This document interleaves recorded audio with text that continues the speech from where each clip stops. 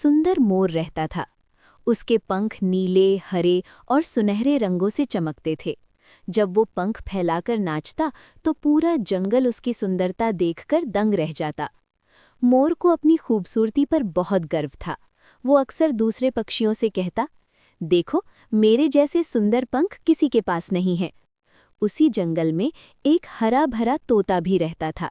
उसका नाम था चिंटू। चिंटू ज्यादा सुंदर नहीं था, लेकिन वो बहुत समझदार, मिलनसार और मीठा बोलने वाला था। वो सब जानवरों से प्यार से बात करता और ज़रूरत पड़ने पर सबकी मदद करता। एक दिन मोर पेड़ की डाल पर बैठा अपने पंख संवार रहा था। तभी चिंटू उड़ता हुआ वहां आया और बोला, नमस्ते मोर भाई, आज आप बहुत सुंदर लग रहे हैं। मोर ने घमंड से गर्दन उठाई और बोला, सुंदर तो मैं हमेशा ही रहता हूँ। तुम्हारे जैसे साधारण तोते क्या मेरी सुंदरता समझ सकते हैं? चिंटू को मोर की बात बुरी लगी, लेकिन वो चुप रहा और मुस्कुराकर उड़ गया। कुछ दिनों बाद जंगल में तेज बारिश होने लगी। आंधी और तूफान के कारण कई पेड़ गिर गए। मोर एक खुले मैदान में फंस गया। उसके भारी और सुंदर पंख भीग गए और वो उड़ नहीं पा रहा था।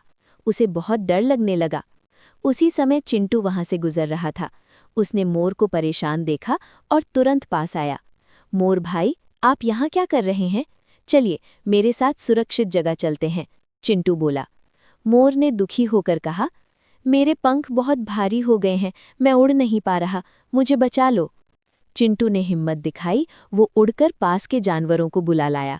सबने मिलकर मोर को एक घने पेड़ के नीचे सुरक्षित जगह तक पहुंचाया। कुछ देर बाद बारिश रुक गई। मोर को अपनी गलती का एहसास हुआ। उसने चिंटू से कहा, तोता भाई, मुझे माफ़ कर दो। मैंने अपनी सुंदरता पर घमंड किया और तुम्हें छोटा समझा। आज समझ आया कि सुंदरता से ज़्यादा अच्छाई और मदद करने का दिल ज़रूरी होता है। चिंटू मुस्कुराया और बोला, कोई बात नहीं मोर भाई, हम सब अलग अलग हैं, लेकिन सबकी अपनी अपनी खासियत होती है। उस दिन के बाद मोर का स्वभाव बदल गया। वो सब पक्षियों से प्यार से बात करने लगा और कभी घमंड नहीं किया।